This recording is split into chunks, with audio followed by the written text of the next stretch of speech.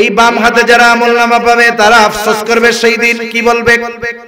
আল্লাহ তাআলা বলেন, ওয়া আম্মা মান উতিয়া কিতাবাহু বিশিমালি ফায়াকুলু ইয়া লাইতানি লাম উতা কিতাবিয়া ওয়া লাম আদরি মা হিসাবিয়া ইয়া লাইতাহা কানাতিল কাদিয়া মা আগনা আন্নি মালিয়া।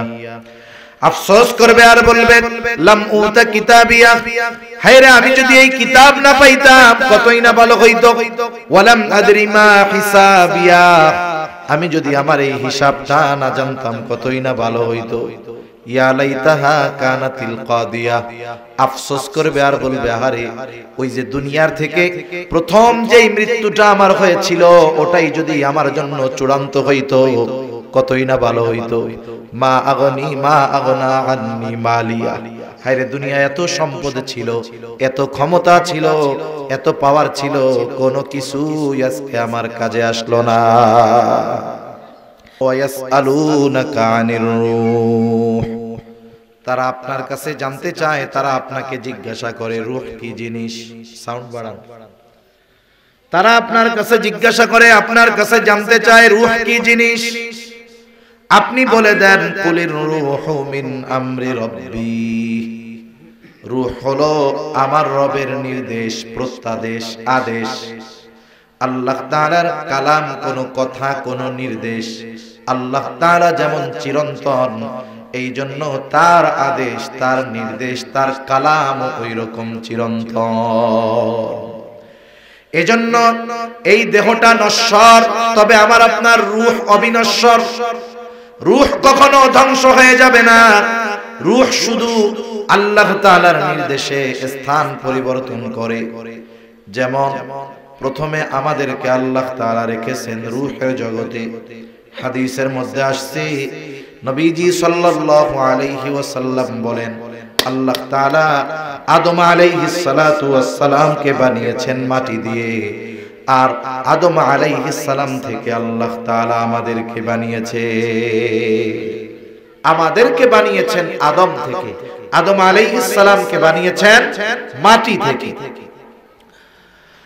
আল্লাহ তাআলা আদম আলাইহিস সালামের পৃষ্ঠদেশ তথা পিঠ থেকে কিয়ামত পর্যন্ত যত মানুষ আসবে, যত মানুষ আছে, যত মানুষ গেছে, সকলের রূহ আল্লাহ তাআলা একত্রে বাহির করেছেন। তাহলে আদম আলাইহিস সালামের পৃষ্ঠদেশ থেকে বের হওয়ার পর আমাদের অবস্থান ছিল আলমে আরওয়াহ, রূহের জগতে। যারা এখনো দুনিয়ায় আসে নাই এরাও রূহের জগতেই আছে। তাহলে রূহের জগৎ থেকে একটা সময় আল্লাহ তাআলা আমাদেরকে পাঠাইলেন মায়ের গর্ভে, এটাকে বলে আলমে বতন। এরপরে আল্লাহ তাআলা আমাকে আপনাকে দুনিয়ায় পাঠাইলেন এরকম একটা সুন্দর দেহ দিয়া, এটা হলো আলমে দুনিয়া। এই দুনিয়ায় যখন আল্লাহ তাআলা আমাকে আপনাকে পাঠিয়েছেন, আমাকে আপনাকে একটা নির্দিষ্ট সময়, নির্দিষ্ট হায়াত দিয়ে আল্লাহ তাআলা পাঠাইলেন। এই দুনিয়ায় আমি আপনি কতদিন বসবাস করব এটা আল্লাহ তাআলা মায়ের গর্ভে থাকতেই নির্ধারিত করে দিয়েছে। আল্লাহ তাআলা মায়ের গর্ভে থাকতেই নির্ধারিত করে দিয়েছেন। ওই নির্ধারিত সময় আসার আগে একটা মানুষ যত অসুস্থ হোক সে মরবে না, আবার সময় আসার পর যত সুস্থ থাক সে বেঁচে থাকতে পারবে না। যখন আমার আপনার সময় চলে আসবে, অথবা যখন কারো সময় পেরিয়ে যায়, পার হয়ে যায়, ফুরিয়ে যায়, ওই লোকটা ইন্তেকাল করে, মারা যায়। মারা যাওয়ার পর মাইকের মধ্যে ওই ব্যক্তির ব্যাপারে ঘোষণা দেওয়া হয়, অমুক এলাকার অমুক আজ বিকাল 5 ঘটিকার সময় ইন্তেকাল করিয়েছে। আগামীকাল সকাল 9টায় অমুক স্কুল মাঠে তার জানাজা অনুষ্ঠিত হবে। অতএব সকল ধর্মপ্রাণ মুসলমানদেরকে উক্ত মরহুমের রূহের মাগফিরাত কামনায় তার জানাজায় শরীক হওয়ার জন্য অনুরোধ করা গেল। এরকম বলেনি আপনাদের এদিকে? এখন আমরা অন্যের ব্যাপারে এই ঘোষণাটা শুনি। একদিন মানুষ আমার আপনার ব্যাপারে এই ঘোষণাটা শুনবে, আমার আপনার ব্যাপারে বলবে, এই যে ঘোষণা দেওয়ার মধ্যে একটা শব্দ বলে ইন্তেকাল। ইন্তেকাল শব্দটি হলো আরবি শব্দ, অর্থাৎ স্থানান্তরিত হওয়া। মানুষ মারা যাওয়ার পর যখন তার দেহটা রূহ থেকে পৃথক হয়ে যায়, রূহটা দেহ থেকে বিচ্ছিন্ন হয়ে যায়, এই যে সুন্দর একটা দেহ, আমাকে এতকাল আপনি নাম ধরে ডাকতো, আপনাকে নাম ধরে ডাকতো, কিন্তু যখন রূহটা দেহর থেকে বের হয়ে যায় সকলের নাম একই হয়ে যায়। অথচ দুনিয়াতে মানুষের নামের কত ব্যতিক্রম। কারো নাম আব্দুর রহিম, কারো নাম আব্দুল করিম, কারো নাম আব্দুস সামাদ, কারো নাম আব্দুল্লাহ, কিন্তু যখন দেহ থেকে রূহটা বের হয়ে যায় সকলের নাম হয়ে যায় লাশ। লাশাইউন ফি, যার মধ্যে কিছুই নাই। তখন বলে লাশ কোথায় রাখছে? দূরে যদি থাকে মারা যায়, লাশ কখন আসবে, লাশ কোথায় দাফন করা হবে? তার মানে বোঝা গেল এই দেহটা আসল কিছুই নয়, মূলটা হলো আমার আপনার রূহ। তাহলে রূহের নাম হইল আব্দুর রহমান, রূহের নাম হইল আব্দুল্লাহ, আর রূহটা হলো আসল। রূহ কখনো ধ্বংস হবে না, শুধু স্থান পরিবর্তন করবে। তাহলে দুনিয়া থেকে স্থানান্তরিত হয়ে নতুন আর এক জগতে বসবাস করে, নতুন আর এক জগতে পদার্পণ করে। বলে সেই জগতের নাম কি? বলে হাদিসের ভাষায় সেই জগতের নাম হলো আলমে বরজখ। মারা যাওয়ার পর সাধারণ নিয়ম অনুযায়ী আমরা মাইয়াতকে কবরস্থ করি, এটাই শরীয়তের নিয়ম। কিন্তু যদি এমন পরিস্থিতি কারো হয়, তাকে বাঘে খেয়ে ফেলছে, হিংস্র প্রাণীতে খেয়ে ফেলছে, আগুন দিয়া পুড়াইয়া দিয়েছে, এক কথায় কবরস্থ করা হোক আর বাঘ সিংহ খেয়ে ফেলুক, একটা মানুষ ইন্তেকালের পরে সে স্থানান্তরিত হয়ে আলমে বরজখের বাসিন্দা হয়ে যায়। তাহলে আমাদের সকলকে এ দুনিয়া ছেড়ে যেতে হবে, নাকি আবে হায়াত কেউ পান করছে মরবে টরবে না? আছে নাকি কেউ? এক জায়গায় থাকার সুযোগ নাই, স্থানান্তরিত হওয়া লাগবে। এই যে কবরবাসীর রূহের মাগফিরাত কামনায় এই যে দোয়া মাহফিল, ওয়াজ মাহফিল, এই যে কবরে আমরা যাদেরকে শুয়ায় রেখে আসছি, দেহটা তো পচে গলে হয়তো মিশে গেছে। আল্লাহ তাআলা চাইলে কারো দেহ ভালো রাখে, সেটা আল্লাহ তাআলা চাইলে সম্ভব। কিন্তু একটা মানুষের দেহ পচে গলে মাটির সাথে মিশে গেলেই যে সে খারাপ, বিষয়টা এমন নয়। এখন দেখেন আমাদের এই যে কবরবাসীর রূহের মাগফিরাত কামনায়, এর দ্বারা বোঝা যায় আলমে বরজখের অবস্থাটা রূহের উপরে প্রভাব বিস্তার করে। দুনিয়ার জগতে কেউ যদি কষ্ট পায়, দেহ এবং রূহ উভয়ের কষ্ট হয়, শান্তি যদি কেউ পায়, দেহ রূহ উভয়টা পায়, কিন্তু আলমে বরজখে শাস্তিটা, কষ্টটা, শান্তিটা এটা রূহের উপরে হয়। এখন আসেন এই আলমে বরজখে আমাদেরকে অবস্থান করতে হবে দীর্ঘকাল, তবে অনন্তকাল নয়। দীর্ঘকাল আমাদেরকে রূহের জগতে আলমে বরজখের মধ্যে অবস্থান করতে হবে। আলমে বরজখের দুইটা অবস্থা। একটা মানুষ ইন্তেকাল করে যখন আলমে আরওয়াহ রূহের জগৎ থেকে আলমে বতন, আলমে বতন থেকে আলমে দুনিয়া, আলমে দুনিয়া থেকে যখন স্থানান্তরিত হয়ে আলমে বরজখে পদার্পণ করে, এই আলমে দুনিয়ায় যদি সে ঈমান আনে, নেক কাজ করে, ভালো কাজ করে, তাহলে তার আলমে বরজখ শান্তির জায়গা হয়ে যায়। আমরা বলি না যে আল্লাহ তার কবরে জান্নাতের বাগান বানায় দিয়েন। আল্লাহ রাসূল সাল্লাল্লাহু আলাইহি ওয়াসাল্লাম বলেন, আমরা যাকে কবরস্থ করে আসলাম তার ওই আলমে বরজখে অবস্থা দুইটার থেকে একটা হয়, হয়তো তার কবরটা জান্নাতের বাগান হয়, নয়তো জাহান্নামের গর্ত হয়ে যায়। তার মানে সে আলমে বরজখে সুখময় স্বাচ্ছন্দ্যময় সময় অতিবাহিত করে, অথবা সে কষ্টে থাকে। এখন এই আনন্দ অথবা কষ্টের মাত্রাটা কতটুক? যার কবরটা জান্নাতের বাগান হয়, অর্থাৎ যার আলমে বরজখটা শান্তিদায়ক হয়, ও মনে করতে থাকে এটাই মনে হয় জান্নাত, কারণ এর চাইতে শান্তির আর আরামের আর কোনো কিছুই হতে পারে না।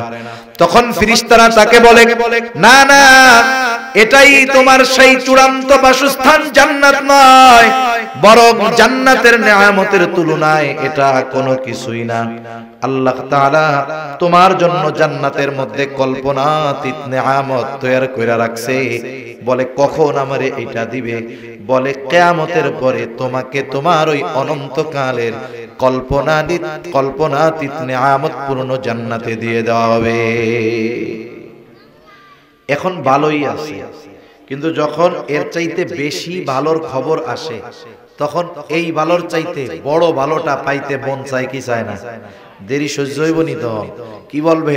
আল্লাহর কাছে দোয়া করবে এরা যে আল্লাহ তাড়াতাড়ি কিয়ামত কায়েম করেন যাতে করে আমি আমার আসল বাসস্থানে যাইতে পারি।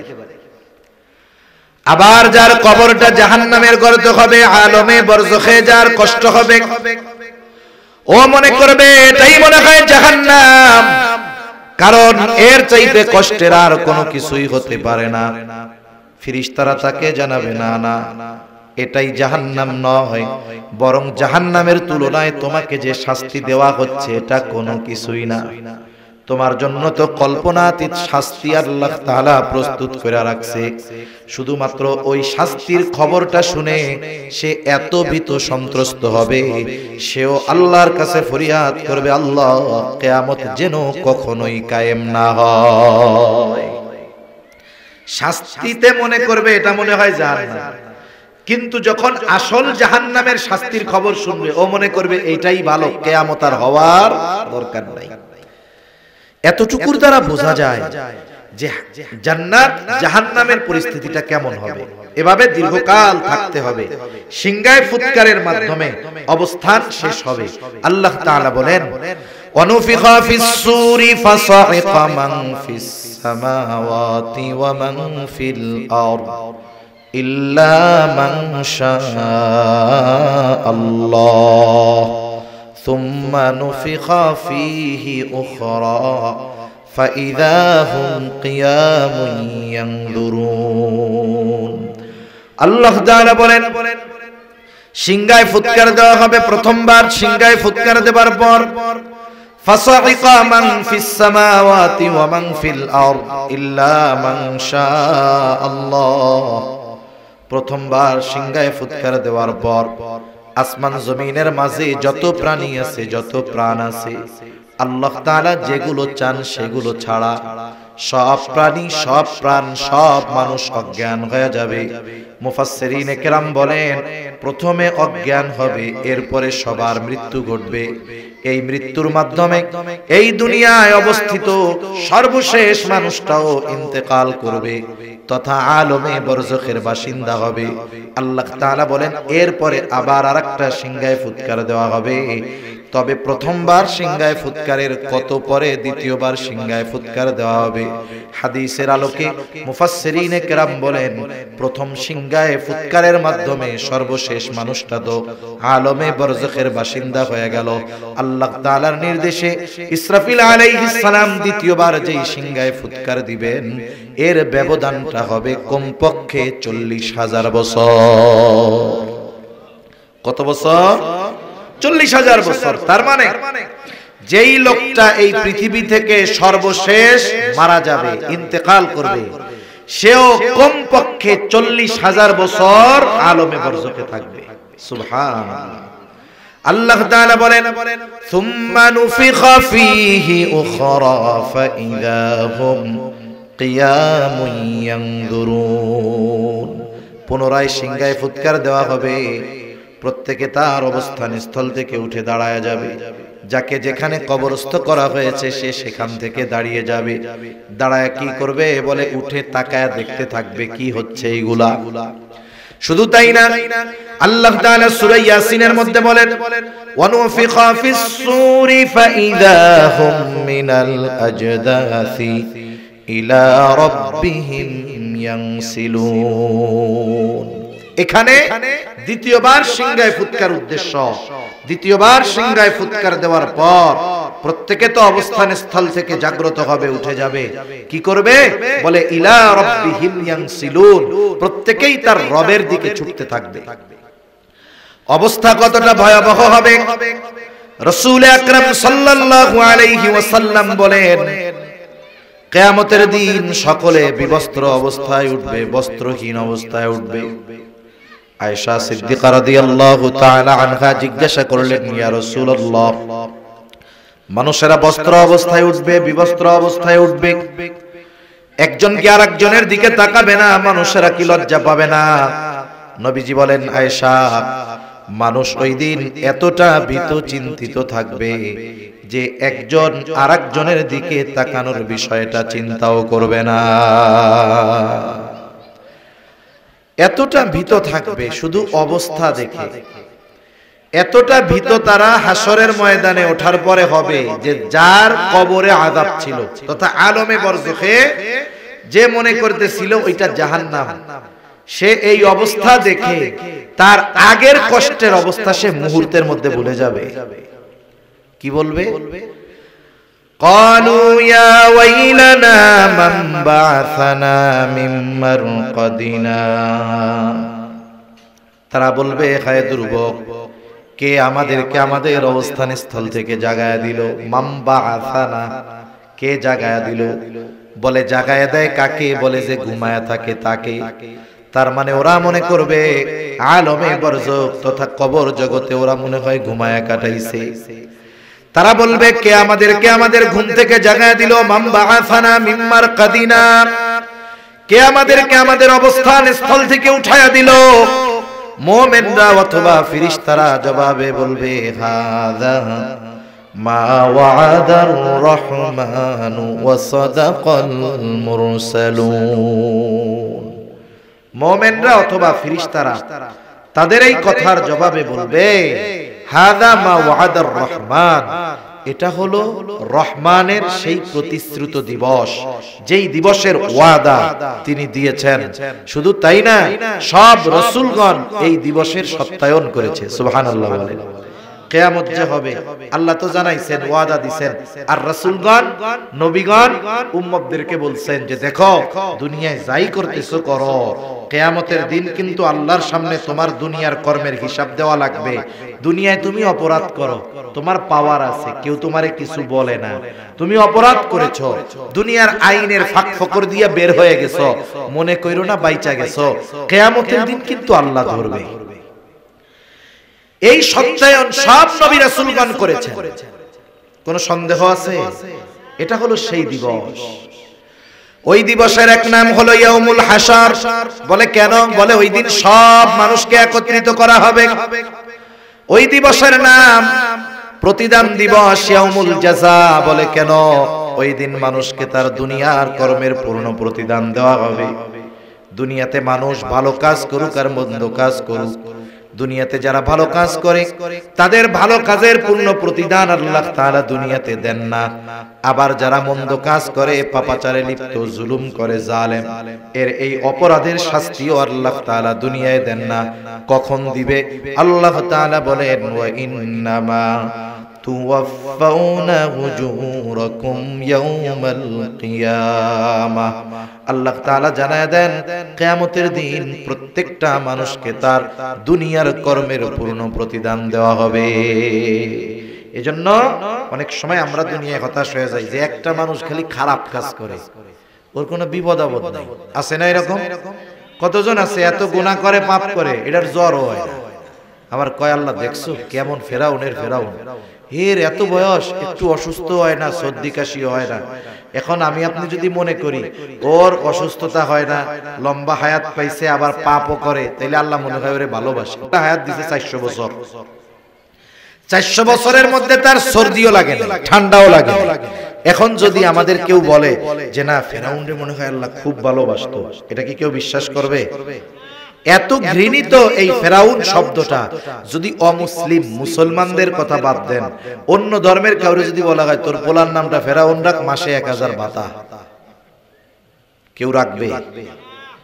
চিন্তা করেন কত ঘৃণিত হইছে এই নামটা। সেজন্য দুনিয়াতে যখন কোন জালেম জুলুম করে আমরা অনেক সময় হতাশ হয়ে যাই, চিন্তা করতেছি এত পাপ করে এত অপরাধ করে মানুষেরটা মাইরা খায়, আরে আল্লাহ কি ওরে চোখে দেখে না? বলে হ্যাঁ দেখে, তবে সুযোগ দেয় কেন? বলে ও যত পাপ করতে পারবে ওরে তত কঠোর শাস্তি দেওয়া যাবে, ঠিক কিনা বলে? আল্লাহ তো জুলুম করবেন না, আল্লাহ তাআলা যার কর্ম যেমন তার প্রতিদান তেমন দিবেন, ওর কর্ম যত খারাপ হবে ওর শাস্তি তত কঠোর হবে, ঠিক কিনা বলে? যেমন একজন যদি বিল্ডিং এর একতলা থেকে পড়ে মাটির উপরে, ওর আশা করা যায় কিচ্ছু হবে না, কিন্তু 10 তলা থেকে যদি পড়ে কোন তো কি হবে? শেষ হয়ে যাবে না, ওরে খুঁজে পাওয়া যাবে না। তাহলে সুযোগ দিলেই উপরে উঠতে দিলেই যে আল্লাহ তাআলা ভালোবাসে তা না, অনেক সময় আল্লাহ তাআলা শাস্তি বেশি দেওয়ার জন্য জালেমকে অপরাধ করার বেশি সুযোগ দেয়। আবার অনেক সময় আমরা ভালো কাজ করি, যারা ভালো কাজ করে চিন্তা করে এত ভালো কাম করি, আল্লাহ তাআলা কোনো প্রতিদান দেয় না। আরে আল্লাহ দুনিয়ায় একটু কম দেয় কেন? বলে আখিরাতে বেশি দেওয়ার জন্য। সুবহানাল্লাহ বলেন। এখন মানুষের অবস্থা কি হবে জানেননি? কিয়ামতের ময়দানে তো ও দেখবে যে আমি এই ভালো কাজের জন্য এই প্রতিদান পাইছি, দুনিয়ায় একটু দেওয়া হয়েছে, দুনিয়ায় না দিলে আরো বেশি দেওয়া হইতো। তখন আল্লাহর কাছে বলবে আল্লাহ দুনিয়ায় এই ভালো কাজের প্রতিদান যা দিছিলেন ওইটা না দিয়ে সব আখিরাতে দিলেই ভালো হইতো। কিন্তু দুনিয়ায় ঠিকই আফসোস করতেছি যে আমরা ভালো কাজ করি, গুনার থেকে বাঁচি, হারাম থেকে বাঁচি, অথচ আমার কষ্ট যায় না রে, আমার দুঃখ যায় না রে। এই যে আফসোস করি, এটা আফসোস করার কোনো কিছু নাই। আপনি ভালো কাজ করতেছেন, আপনার নিয়তের পরিশুদ্ধতা আছে, আপনি আপনার অবস্থাটা জানেন, এই ভালো কাজ আল্লাহর জন্য করতেছেন। দুনিয়ায় হয়তো আল্লাহ দিবেন না, কিন্তু আখিরাতে আল্লাহ তাআলা কল্পনাতীত আমাকে আপনাকে দিবে ইনশাআল্লাহ, ঠিক কিনা? সেজন্য আল্লাহ তাআলা বলেন এই দিবস হলো ইয়াউমুল জাযা, প্রতিদান দিবস। এই দিবসের এক নাম হলো ইয়াউমুল হাসর, এই দিন সকলকে একত্রিত করা হবে, বিচার দিবস। আল্লাহ সুবহানাহু ওয়া তাআলা ওই দিনের বিচারক, একচ্ছত্র আধিপত্য ওই দিন হবে আল্লাহ তাআলার। এই কথা আল্লাহ তাআলা সূরা ফাতিহার শুরুতেই বলেন মালিকি ইয়াউমিদ্দিন। আল্লাহ তাআলা হলেন বিচার দিবসের মালিক, ওই দিনের একচ্ছত্র আধিপত্য তার। ওই দিন আল্লাহ তাআলা ন্যায় বিচার করবেন। আল্লাহ তাআলা প্রত্যেকটা মানুষকে তার অবস্থা জানায় দিবেন। প্রত্যেকটা মানুষ তার নিজের অবস্থা এমন ভাবে জানতে পারবে যে ও বুঝতে পারবে যে তার অবস্থান কোথায় হবে, তার শাস্তি কেমন হবে।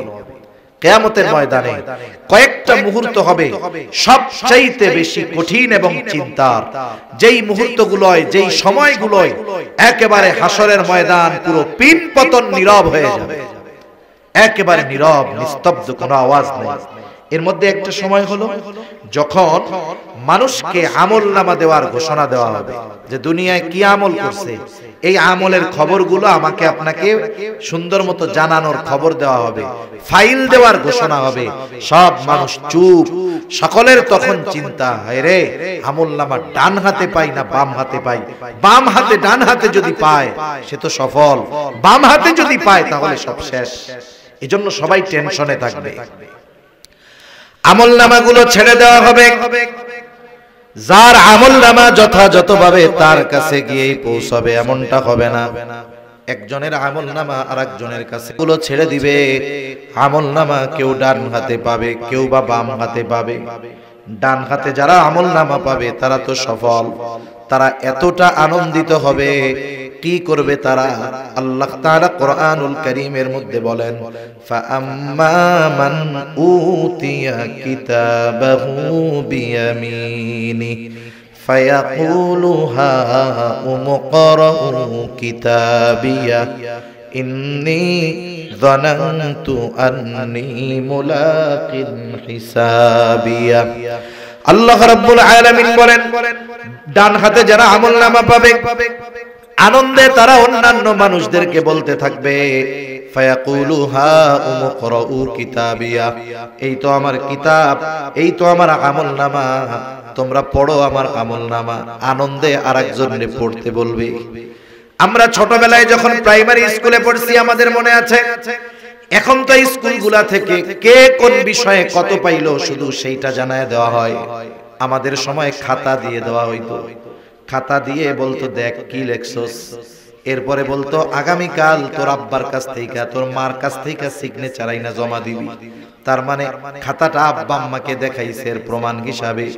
এইবার বলেন তো, যেই ছেলেটা অঙ্ক অথবা ইংরেজি ধরেন অঙ্কের মধ্যে 100তে 95 পাইছে অথবা 100তে 100 পেয়ে গেছে, বলেন তো সে খুশি না বেজার? খুশিতে অন্যান্যদেরকে দেখায়, তার খাতা নিয়ে কাড়াকাড়ি লেগেছে, কি লেখছস? ও বন্ধুদের বলে, দেখ বেটা কি লেখছি, দেখাইতো না আনন্দে এরকম। ডান হাতে যারা আমলনামা পাবে তারাও এরকম আনন্দে দেখাবে, সাথে সাথে ডান হাতে আমলনামা পাবার কারণ হিসাবে বলবে ইন্নী যানানতু আন্নী মুলাকিন হিসাবিয়া, যে আমি এই ব্যাপারে দৃঢ় ধারণা রাখতাম, দৃঢ় বিশ্বাস রাখতাম, এই ব্যাপারে আমার ঈমান ছিল, বিশ্বাস ছিল যে আমাকে আমার দুনিয়ার কর্মের হিসাবের মুখোমুখি আল্লাহর সামনে হওয়া লাগবে। আমাকে আমার হিসাবের মুখোমুখি হতে হবে। কার সামনে? বলে আল্লাহর সামনে। কোন কর্মের? দুনিয়ার কর্মের। তার মানে আমি আপনি দুনিয়ায় যে কর্মগুলো করি, দুনিয়ার মানুষ দেখুক আর না দেখুক, জানুক আর না জানুক, আমার এই দুনিয়ার কর্মের হিসাবের মুখোমুখি আল্লাহর সামনে দিতে হবে। একটা জিনিস চিন্তা করেন, আমাদের দেশে পুলিশ প্রশাসন অপরাধ ঠেকানোর লোকের অভাব নাই। অভাব আছে নাকি এই দেশে? এরপরেও অপরাধ বাড়ে না কমে? কিন্তু অপরাধ কমানোর জন্য সিসি ক্যামেরা লাগায়, কত ব্যবস্থা করে গোয়েন্দা বাহিনী, পুলিশ, আনসার, বিজিবি, র‍্যাব, কত কিছু আছে, এরপরেও অপরাধ কমানো যায় না। আমি বলি কিয়ামত পর্যন্ত কমানো যাবে না যতক্ষণ না মানুষের অন্তরে এই চিন্তা আসবে যে আমাকে আমার কর্মের হিসাব আল্লাহর সামনে দেওয়া লাগবে। এই বিশ্বাস যখন কোন মানুষের অন্তরের গভীরে পৌঁছিয়ে যাবে, হৃদয়ের সাথে গেঁথে যাবে, ওই মানুষটাকে পাপ থেকে ফেরানোর জন্য কোন প্রশাসন লাগবে না, আল্লাহর ভয় তাকে পাপ থেকে বেঁচে থাকতে বাধ্য করবে। ঠিক কিনা বলেন? এটা ঈমান। ওই কথাই সে বলতেছে যে আমি দুনিয়ায় এই ব্যাপারে দৃঢ় বিশ্বাসী ছিলাম যে আমাকে আমার কর্মের হিসাব দিতে হবে। কার সামনে? আল্লাহর সামনে মুখোমুখি হতে হবে, আমার হিসাব দেওয়া লাগবে। এই চিন্তা ছিল আমার দুনিয়ায়, এই জন্য গুনার থেকে বাঁচছি, ভালো কাজ করছি, এই জন্য আমলনামা কোন হাতে? জোরে কোন? আবার যখন স্কুলের মধ্যে একই দিন খাতা দেওয়া হয়, এক বন্ধু অঙ্কে পাইছে 100, আরেকজন পাইছে 2টা ঘোড়ার ডিম, মানে সে ফেল। অঙ্কে ফেল যাওয়া সহজ, কারণ প্লাস মাইনাস ভুল গেলেই অঙ্ক ভুল। ঠিক কিনা কোন? অনেকে একেবারে 2টা শূন্য পাইতো। এখন বলেন তো, ওই খাতা যখন তার হাতে আসতো, দেখতো তার পাশের বন্ধু পাইছে 100তে 100 আর ও পাইছে 100তে 2টা ঘোড়ার ডিম, ও কি খুশি হইয়া অন্যদের দেখাইতো নাকি যে দেখ কি লেখছি, তোরা তো বেটা 100 পাইছস, আমি 2টা ঘোড়ার ডিম পাইছি? দেখাইতো? লজ্জায় মাথা নিচের দিকে দিয়া কি কইতো, আল্লাহ রে, গতকাল যদি হুজুরের স্যারের বাড়ি আগুন ধরে পুড়ে যাইতো রে, তাহলে খাতা হতো পুড়ে যাইতো, এই লজ্জা আর পাইতাম না, কি যে হইল। এই বাম হাতে যারা আমলনামা পাবে তারা আফসোস করবে সেই দিন। কি বলবে?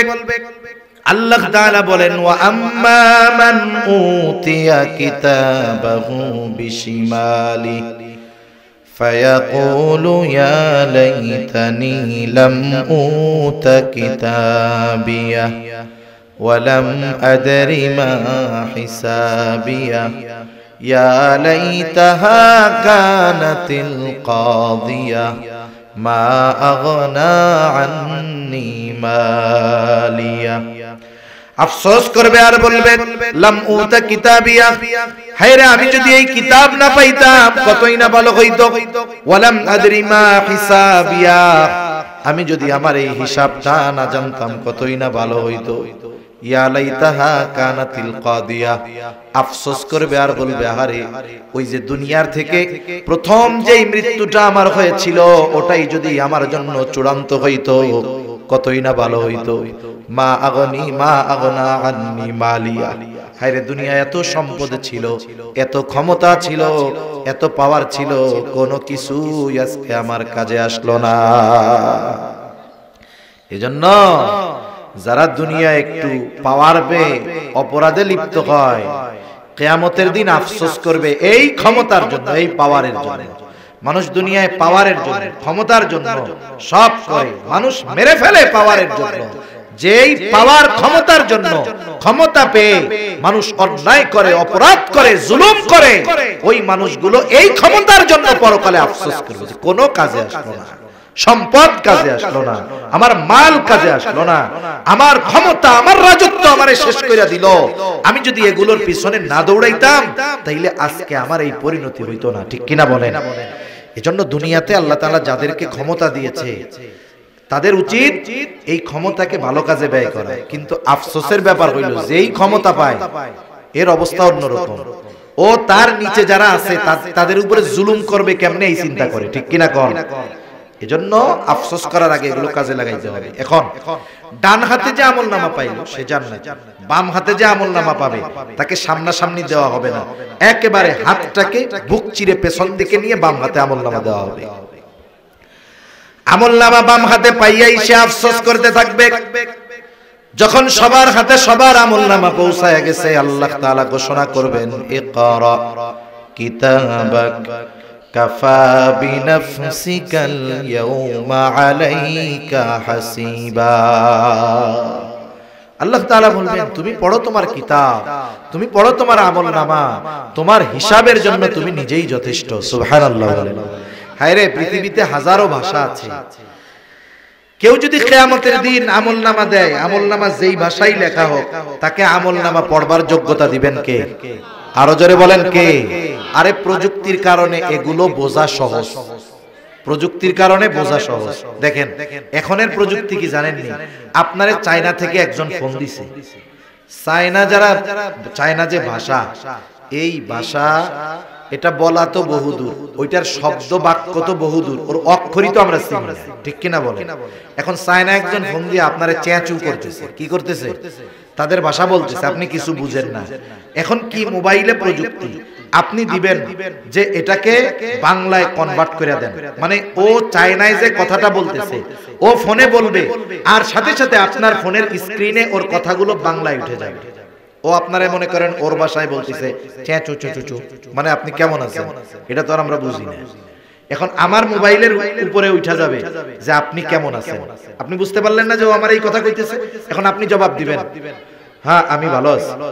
আর ও চায় না, ওর ভাষায় শুনবে চেঁচু চেঁচু, মানে হ্যাঁ আমিও ভালো আছি। তার মানে চিন্তা করছেন, এই দুনিয়ায় একটা মানুষ সে যেই ভাষার হোক না কেন, ওই ভাষার মানুষের সাথে আপনি যদি কোনো কমিউনিকেশন করতে চান, তার কথা যদি বুঝতে চান, আল্লাহ তাআলা মানুষের মাথায় বুদ্ধি দিয়ে দিয়েছে, ওই ভাষা তোমার শেখা লাগবে না, প্রযুক্তি ব্যবহার করে ওই লোকটার কথাও বুঝবা, কথা বলতেও পারবে। সুবহানাল্লাহ বলেন। মানুষের এই বুদ্ধি দিছে কে? ওই আল্লাহর কি এই ক্ষমতা নাই যে আমরা যতই অশিক্ষিত হই আর মূর্খ হই আমলনামার ভাষা পড়ার যোগ্যতা দিবে? এই ক্ষমতা কি আল্লাহর আছে?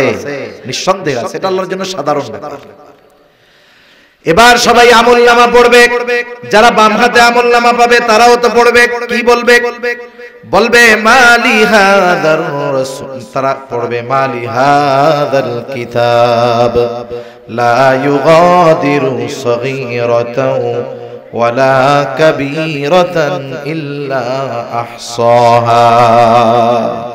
আমলনামা পড়বে আর বলবে কেমন কিতাব, এমন এক আজীব কিতাব, একটা ছোট বড় বিষয় বাদ যায় নাই। এক কথা তার গোটা হায়াতের সর্ববৃহৎ ভালো কাজ মন্দ কাজটাও আছে তার হায়াতের একেবারে ক্ষুদ্র থেকে ক্ষুদ্রাতির ভালো কাজ মন্দ কাজটাও সেখানে উল্লেখ আছে। সবশেষ কথা হইল, ডান হাতে আমলনামা যে পাবে জান্নাতি, বাম হাতে আমলনামা পাবে জাহান্নামী। আল্লাহ তাআলা সেই কথাই বলেন, কুল্লু নাফসিন বিমা কাসাবাত রাহিনা ইল্লা আসহাবাল ইয়ামিন। প্রত্যেকটা মানুষ তার কর্মের কারণে আবদ্ধ থাকবে। এখন মুফাসসিরিনে কেরাম বলেন, যেহেতু পরবর্তীতে ডান হাতে আমলনামা পাওয়া লোকদের কথা বলা হয়েছে যে তারা নয়, এর দ্বারা উদ্দেশ্য কি হইল? বলে প্রত্যেকটা মানুষ তার কর্মের কারণে জাহান্নামের মধ্যে আবদ্ধ থাকবে। তথা বাম হাতে যারা আমলনামা পাবে, কেন পাবে? বলে তারা তাদের কর্মের কারণে পাবে, আর এই কর্মের কারণে তারা জাহান্নামের মধ্যে কি থাকবে? আটক থাকবে, আবদ্ধ থাকবে। ইল্লা আসহাবাল ইয়ামিন, তবে যারা ডান হাতে আমলনামা পেয়েছে তারা নয়, কারণ তাদের ঠিকানা হলো জান্নাত। জান্নাতি এবার জান্নাতে, জান্নাতি জান্নাতে যাওয়ার আগে যত পেরেশান, কিন্তু জান্নাতে যাওয়ার পরে কোনো চিন্তা নাই। হাসরের ময়দানে ওই জান্নাতি তার বাপকেও চিনবে না, তার ছেলেকেও চিনবে না, কিন্তু জান্নাতে যাবার পর দুনিয়ার কাউকে সে ভুলবে না। এই হায়াতের মধ্যে একবার যার সাথে দেখা হইছে জান্নাতি জান্নাতে গিয়া তারেও খুঁজবে। সুবহানাল্লাহ বলে। একটু চিন্তা করে দেখেন অবস্থাটা কেমন। হাসরের ময়দানে কেন চিনবে না? কারণ আল্লাহ তাআলা জানায় দেন ওই দিন প্রত্যেকটা মানুষ নিজের চিন্তায় এত চিন্তিত থাকবে যে মা পর্যন্ত তার গর্ভধারণকারী সন্তানকে, গর্ভধারণ যেই সন্তানকে করেছে ওই মা সেই সন্তানকেও সেদিন পরিচয় দিবে না। এখন জান্নাতে গিয়ে তো জান্নাতে গিয়ে সবাই খুঁজবে। এখন বলেন জান্নাতি জান্নাতে গিয়ে সব পরিচিত মানুষকে খুঁজবে ঠিক, কিন্তু জান্নাতে গিয়ে কি পরিচিত মানুষ সব পাবে? এখন বলবে আল্লাহ এরা কই? তাফসিরে ইবনে কাসির সহ দুনিয়ার সব প্রসিদ্ধ তাফসিরের মধ্যে আসছে যে আল্লাহ তাআলা এবার জান্নাতি ওই যে খুঁজতেছে যে ওরা কই, এখন ওদের সাথে দেখা আর কথার ব্যবস্থা করে দিবে। ওরা কোথায় আছে আল্লাহ দেখার ব্যবস্থা করে দিবে। এখন তো প্রযুক্তির কারণে বুঝি যেখানেই বসে থাকি, আমেরিকা থাকলেও সব লাইভ দেখা যায়, ঠিক কিনা? আল্লাহ তাআলা দেখার ব্যবস্থা করে দিবে। জান্নাতি জাহান্নামীকে দেখবে, যখন তাকায় দেখবে জাহান্নামের মধ্যে তার আপনজন, প্রিয়জন, আত্মীয় স্বজন, বন্ধু বান্ধব কঠিন কষ্ট শাস্তি ভোগ করতেছে। এই দৃশ্যটা দেখবার পর জান্নাতি আল্লাহর দরবারে কৃতজ্ঞতার মাত্রা বাড়ায়া দিবে। শুধু তাই না, আল্লাহ তাআলার কাছে বলবে আল্লাহ আপনি যদি আমার প্রতি দয়া না করতেন, আপনি যদি আমার প্রতি মেহেরবানি না করতেন, হয়তো আজকে আমাকেও ওদের সাথে জাহান্নামে থাকা লাগতো। আবার জাহান্নামী জান্নাতীকে দেখতে পাবে, দেখবে আপনজন, প্রিয়জন, বন্ধু বান্ধব একই স্কুলে পড়তো, একই মাঠে খেলাধুলা করতো, একই বাজারে ব্যবসা করতো। তার বন্ধু সে জান্নাতি আর সে জাহান্নামী। আফসোস করবে, আফসোস আফসোস করে বলবে আহারে আমি যদি সব সময় দুনিয়ায় ওদের সাথেই চলতাম তাইলে হয়তো আজকে আমিও ওদের সাথে জান্নাতে থাকতে পারতাম। এমনিই তো কঠিন শাস্তি, এই আফসোসের কারণে শাস্তির মাত্রা আরো তার বেশি অনুভব হবে, কষ্টটা তার বেশি অনুভব হবে। শুধু তাই না, অনেক সময় একটা জিনিস দেখার পরে আমাদের জানার আগ্রহ থাকে, ঠিক কিনা বলেন? এখন জান্নাতীদের মনে প্রশ্ন, জানতে চায় যে কোন কারণে এরা জাহান্নামী হইল। আল্লাহ তাআলা সেই কথাই বলেন, জান্নাতীরা পরস্পর পরস্পরকে জিজ্ঞাসা করবে, তারা পরস্পর মুজরিমদের কাছে জানতে চাইবে, ফি জান্নাতিন ইয়াতাসাআলুনা আনিল মুজরিমিন। জান্নাতীরা পরস্পর মুজরিমদের, পাপীদের তথা জাহান্নামীদের জিজ্ঞাসা করবে, মা সালাকাকুম ফি সাকার, কোন কারণে তোমরা সাকারের অধিবাসী হইলা, কোন কারণে জাহান্নামী হইলা? তোমরা তো আমাদের পরিচিত জন ছিলা, এখন কেন জাহান্নামী হইলা? এইবার জাহান্নামীরা জাহান্নামে যাওয়ার কারণ হিসাবে এক নম্বরে বলবে, ক্বালু লাম নাকু মিনাল মুসাল্লিন, আমরা মুসল্লি ছিলাম না। কি ছিলাম না? জোরে বলেন। মুসল্লি ছিলাম না, আমরা তো সিজনাল মুসল্লি, সাপ্তাহিক মুসল্লি, আর হলো রোজার মাসে একটু মুসল্লি হই, বাকি সময় আমাদের সব একরকম যেই সেই, ঠিক কিনা বলেন? আসলে মুসল্লিকে বলে হাজারো ব্যস্ততার মধ্যে 5 ওয়াক্ত নামাজ ছাড়ে না যে, ঠিক কিনা বলেন? অনেকে নামাজ পড়ে না, কাজকর্মের দোহাই দিয়ে নামাজ পড়ে না, ব্যবসায়ী নামাজ পড়ার টাইম পায় না। রমজান উপলক্ষে এমন ব্যবসা যে নামাজ পড়ারই টাইম পাইতেছে না। ব্যবসা করে রমজান উপলক্ষে, নামাজ পড়ার টাইম পায় না। সিএনজি চালায়, এত ব্যস্ততা, যাত্রীর চাপ, নামাজ পড়তে পারতেছি না। কৃষি কাজ করে, বলে জমিনে এত কাজ, নামাজ পড়ার টাইম পাই না। এখন বলেন তো, এই যে দোকানদার দোকানদারি করে, সিএনজি ওয়ালা সিএনজি চালায়, কৃষক কৃষি কাজ করে, কেন করে? শখের ঠেলায় করে না, পেট বাঁচানোর লেগে করে, ঠিক কিনা বলে? জীবন উপকরণের জন্য করে। এখন জীবন উপকরণ এটা বাংলা শব্দ, আরবি শব্দ রিজক। তাহলে মূল কথা আসে, মানুষ রিজক অন্বেষণে, রিজক উপার্জনের জন্য নামাজ পড়া পড়ার টাইম পায় না। কথাটা এরকম হইছে না? ব্যবসায়ী ব্যবসা করে কেন? বলে রিজিকের লাইগা। নামাজ পড়ে না কেন? ব্যবসার ব্যস্ততায়। তাহলে বোঝা গেল ব্যবসা বা উপার্জনের ব্যস্ততায় নামাজ পড়তে পারে না, রিজিক উপার্জন করতে গিয়ে নামাজ পড়তে পারে না। একটু বুঝা থাকলে জবাব দেন তো জবান খুলে, রিজিকের মালিক কে? আরো জোরে বলেন কে? আল্লাহ। মানুষ ওই রিজিকের মালিকের ফর্মুলা বাদ দিয়া যদি রিজিক তালাশ করে, হয়তো পরিশ্রমের কারণে কিছু পাবে, তবে ওর মধ্যে কোনো বরকত থাকবে না। কেউ যদি বরকতময় প্রশস্ত রিজিক চায়, আমরা আল্লাহর কাছে মাঝে মধ্যে দোয়া করি এরকম, আল্লাহুম্মা রযুকনা রিজকান ওয়াসিআ, আয় আল্লাহ আপনি আমাদেরকে প্রশস্ত রিজিক দেন, বরকতময় রিজিক দেন। কেউ যদি প্রশস্ত বরকতময় রিজিক চায়, তাহলে রাজ্জাকের ফর্মুলা অনুসরণ করতে হবে। রাজ্জাক রিজিক পাওয়ার পদ্ধতিগুলো জানায়া দিতে গিয়ে অন্যতম একটা পদ্ধতির কথা আল্লাহ তাআলা বলেন। কি কাজ করলে রিজিক পাওয়া যায়? আল্লাহ তাআলা বলেন, তুমি মুসল্লি হও, তোমার ঘরের মানুষগুলারে মুসল্লি বানায় ফেলো। তুমি নামাজি হও, ঘরের মানুষগুলারে নামাজি বানাও। আল্লাহ তাআলা বলেন, ওয়া'মুর আহলাকা বিস-সালাতি ওয়াসতাবির আলাইহা লা নাসআলুকা রিজকা। আল্লাহ তাআলা বলেন, তুমি তোমার অধীনস্থদেরকে নামাজের আদেশ দাও, তুমিও নামাজের উপরে অটল থাকো। তুমি নামাজি, ঘরের মানুষ নামাজি, কি হবে রে বান্দা? আল্লাহ তাআলা বলেন, আমি তোমার কাছে রিজিক চাই না, লা নাসআলুকা রিজকা, আমি আল্লাহ তো তোমার কাছে রিজিক চাই না। তুমি নামাজি হয়ে যাও, ঘরের মানুষ যদি নামাজি হয়ে যায়, আল্লাহ তাআলার ওয়াদা, আল্লাহ তাআলা বলেন, নাহনু নারযুকুকা, এই নামাজি হওয়ার কারণে আমি আল্লাহ তোমাদের রিজিক দিয়া দিব। বরকতময় রিজিক নামাজ পড়লে দিবে কে? শুনেন, আপনারা কুমিল্লার মানুষ, এই কুমিল্লার মানুষ প্রবাসে সবচেয়ে বেশি থাকে। একটা অনুসন্ধান দেখলাম, প্রায় রেমিটেন্সের 18 ভাগ, রেমিটেন্সের 15 থেকে 18 ভাগ আসে কুমিল্লার মানুষের মাধ্যমে। দেখা যাবে প্রায় ঘরের মধ্যেই প্রবাসী আছে। আছেন এরকম? এই যে অবদান আপনাদের, এইরকম অনেক মানুষ আমাদের কাছে ফোন দেয়, ফোন দিয়ে কয়, হুজুর একটু দোয়া কইরেন, মেসেজে দোয়া কইরেন। কি হইছে? কি জন্য দোয়া? বলে হুজুর বরকত নাই, সম্পদ সম্পদ টিকে না। কেন টিকে না? নামাজ কালাম পড়ো? বলে হ্যাঁ হুজুর পড়ি, কোনো বদ নেশা নাই। কারণ বিদেশে যারা থাকে এদের 3 ধরনের নেশা বেশি থাকে। কয় ধরনের? একটা হলো নারীর নেশা, একটা হলো মদের নেশা, আর একটা জুয়ার নেশা। এই 3টা যেই প্রবাসীরে ধরবে, মনে করেন যে এই 3 রোগে যেই প্রবাসী আক্রান্ত হবে, ওরে বিদেশ থেকে আনার সময় দেশের থেকে জমি বেচে টাকা পাঠানো লাগবে। ঠিক কিনা কন? এই 3 রোগে ধরলেও শেষ। আমি বলে যে না হুজুর, আমি এসব কোনো কিছুর মধ্যে নাই, বিড়ি সিগারেটও খাই না। তাহলে কি হইছে? নামাজ কালাম পড়ো? বলে হ্যাঁ নামাজ কালাম পড়ি হুজুর, সব ঠিক আছে। তাহলে এত উপার্জন করো, লাখ টাকা উপার্জন করো, টিকে না কেন? তুমি নামাজ কালাম পড়ো, বাড়ির অবস্থা কি? তখন কয় হুজুর এইটাই সমস্যা, এর লেগেই দোয়া কইলেন হুজুর। বউটা নামাজ পড়ে না হুজুর, পর্দা করতে বলি হুজুর করে না, মেয়েটাও কথা শুনে না, মার মতো হইছে। আমি কই তুমি তো ফুটা কলসে পানি ঢালতেছ। তোমার ঘরের মানুষ নামাজি না, তোমার অধীনস্থ মানুষজন নামাজি নয়। তুমি উপার্জন করবে অনেক বেশি, কিন্তু এর মধ্যে আল্লাহ বরকত দিবে না। ঠিক কিনা বলেন?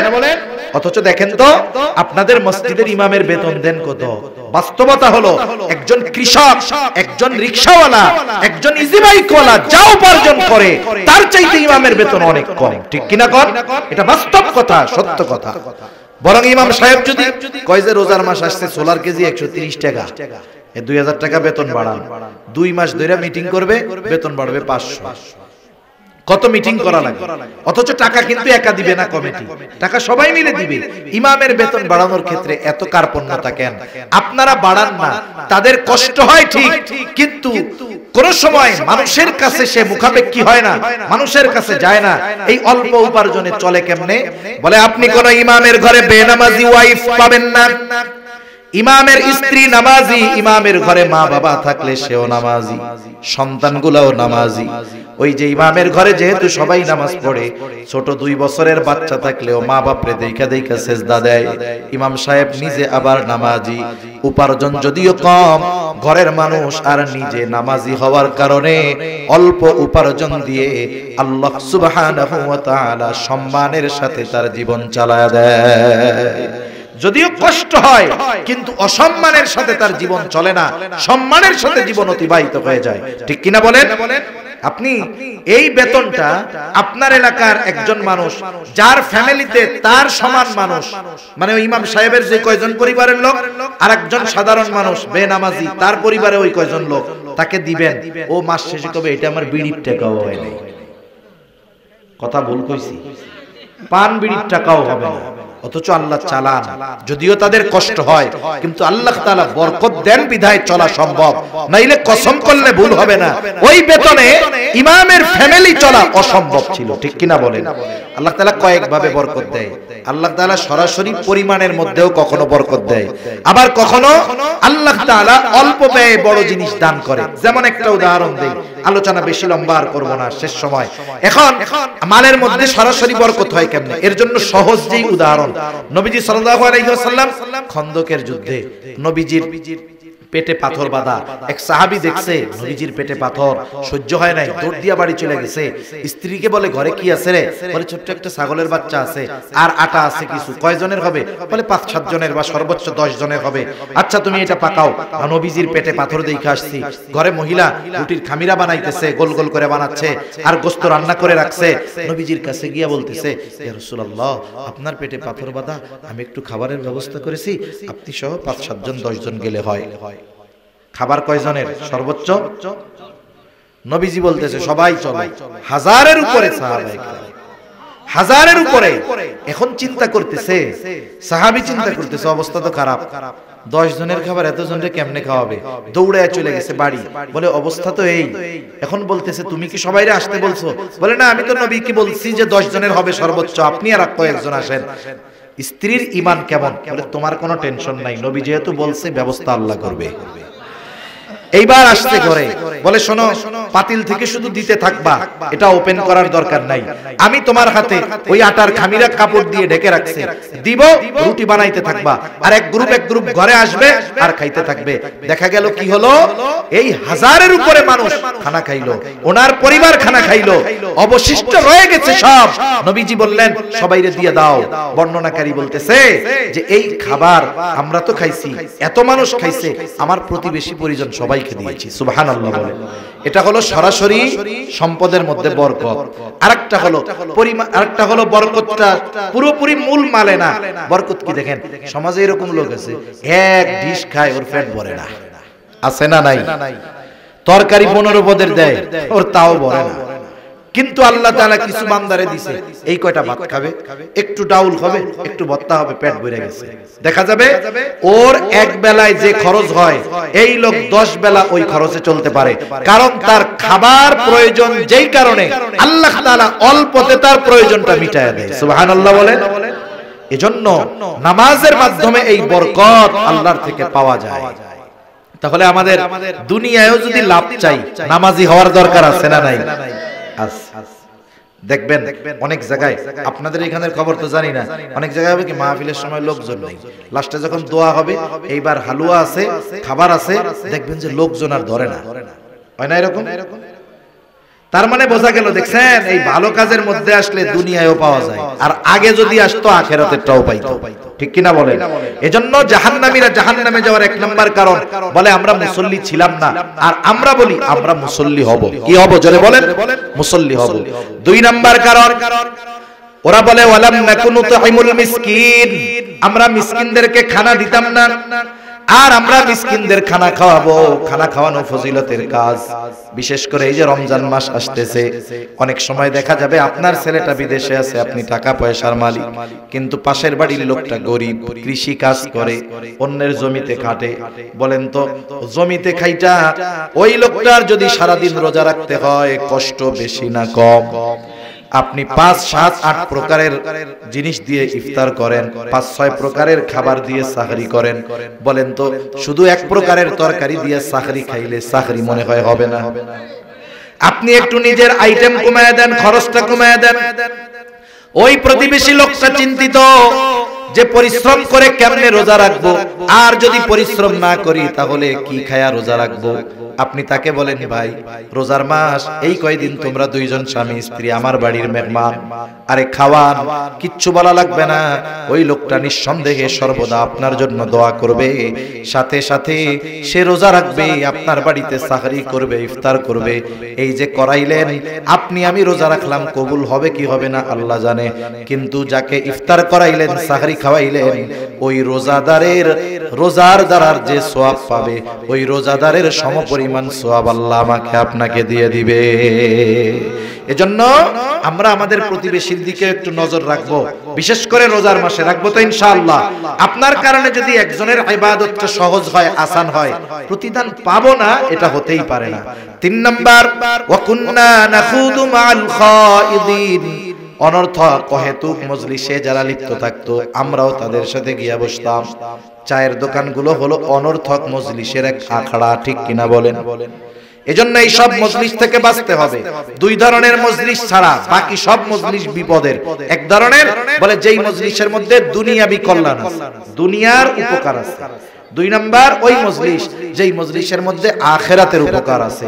এই 2 ধরনের মজলিস ছাড়া যেখানেই বসবেন দেখবেন ওই মজলিস এক সময় কথায় কথায় কথায় গোনার দিক চলে গেছে, ঠিক কিনা বলেন? অনেক সময় রোজার দিনেও আমরা দেখি আমাদের মা বোনরাও এগুলা করে বসে, 3-4 জন বসে, রান্না বান্না তো কিছু নাই রোজার মাসে, দুপুরে রান্না বান্না করা লাগে না, এখন ওই পাড়ার এই বাবুটা বিয়াসে এক জায়গায় বসে, এবার গল্প করতে করতে আস্তে গীবত শুরু হয়ে যায়।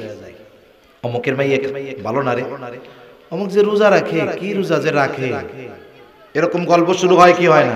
পুরুষের মধ্যেও হয়, নারীদের মধ্যেও হয়।